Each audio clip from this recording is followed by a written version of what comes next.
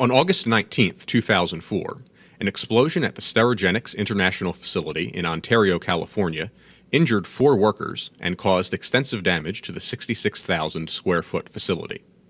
The blast occurred when ethylene oxide gas, used in the sterilization process, ignited and exploded. The U.S. Chemical Safety and Hazard Investigation Board investigated the accident.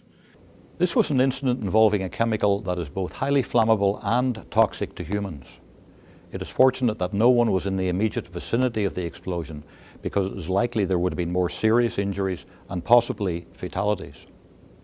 The CSB investigation reveals several factors that led to the explosion at Sterigenics. This video digest is intended to graphically show what happened and how such accidents may be prevented in the future. Sterigenics International uses ethylene oxide to sterilize medical products such as syringes, catheters, and bandages, and then ships them to medical suppliers. Products arrive at the plant prepackaged and stacked on pallets, ready to be sterilized in large steel chambers. The plant contains 8 sterilization chambers, operated and monitored by personnel using a computer system in the control room. Packaged medical products are added to the chamber and the doors are sealed. The chamber is then filled with ethylene oxide, which penetrates the packaging over a period of several hours, killing any germs and sterilizing the products inside. After the sterilization phase, ethylene oxide is removed from the chamber and the packaged products in several steps. First, about half the gas is pumped from the chamber to a pollution control device called a scrubber, where it is removed by chemicals. Next, virtually all of the remaining ethylene oxide is removed in a step called gas washing. This involves injecting air and nitrogen into the chamber where they mix with the ethylene oxide. This mixture is then pumped from the chamber to the scrubber.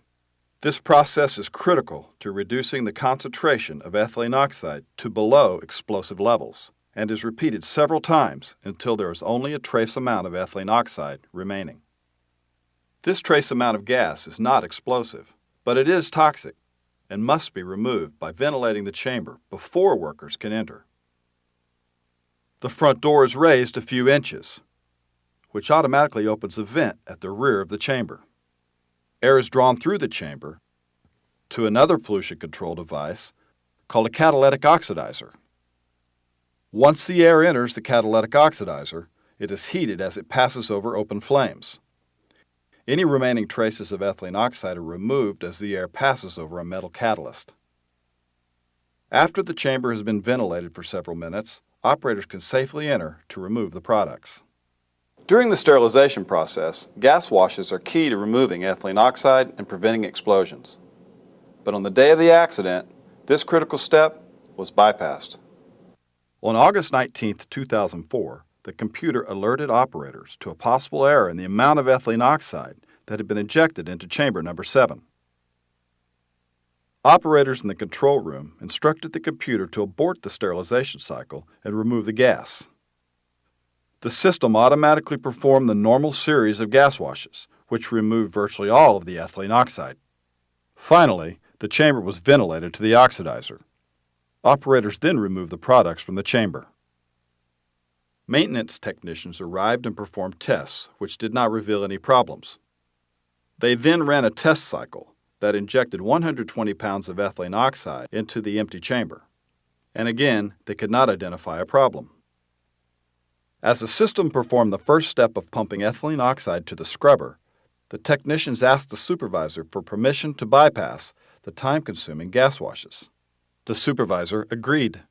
All of them incorrectly believed that because there were no products in the chamber to absorb ethylene oxide, all the gas would be removed in the first step, making the gas washes unnecessary. They did not realize that about half of the ethylene oxide originally injected still remained in the chamber. There was no monitoring system to alert them to this explosive concentration of gas. The supervisor provided a technician with his special computer password to manually advance the cycle, bypassing the gas washes. A short time later, the front door was raised, activating the chamber ventilation system. This drew a large amount of ethylene oxide from the chamber through the back vent to the open flames in the oxidizer. The explosive gas ignited. A flame front traveled back through the ducting, into the sterilization chamber, igniting the remaining ethylene oxide and causing a powerful explosion.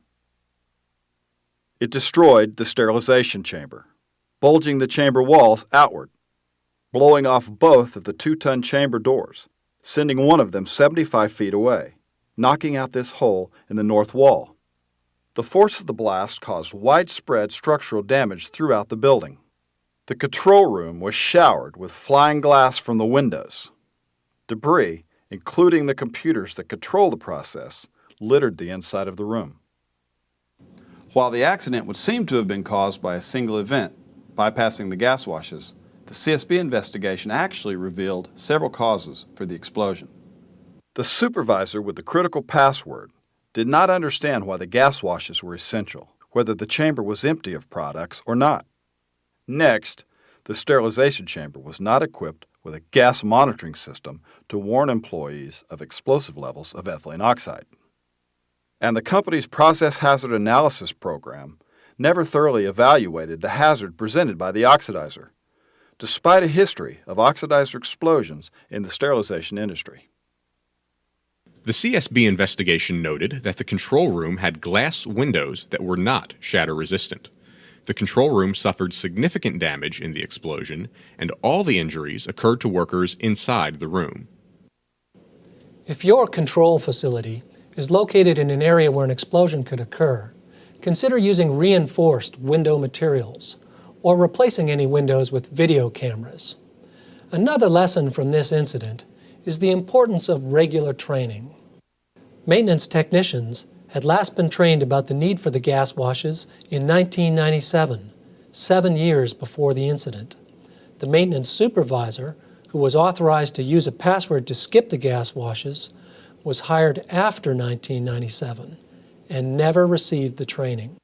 So a very important lesson is, be sure personnel are fully trained on process hazards before authorizing them to override automatic systems. The CSB made several recommendations to the company, government agencies, and others. Oxidizers are commonly used for reducing air pollution. However, they have been the source of numerous explosions. Our recommendations are aimed at reducing this hazard. Inside an oxidizer, fuel, air, and an ignition source are all present. There is a serious risk if the fuel-air mixture is too concentrated. Facilities with oxidizers should use multiple layers of protection, such as gas monitors, safety interlocks, and alarms, to prevent a single mistake from leading to an explosion. The CSB recommended that the National Fire Protection Association, which creates fire codes used around the country, require additional safeguards to prevent explosions at ethylene oxide facilities. Specifically, we recommended the codes require the use of gas concentration monitoring equipment, alarms, and explosion damage control devices. We also recommended that Sterigenics install similar safety devices and improve its employee training and hazard analysis programs. Finally, we recommended that the National Institute for Occupational Safety and Health, or NIOSH, work with the ethylene oxide industry to promote the use of gas monitoring and other safety measures. CSB recommendations are aimed at preventing accidents. If followed, we believe these recommendations will go a long way towards developing safer workplaces.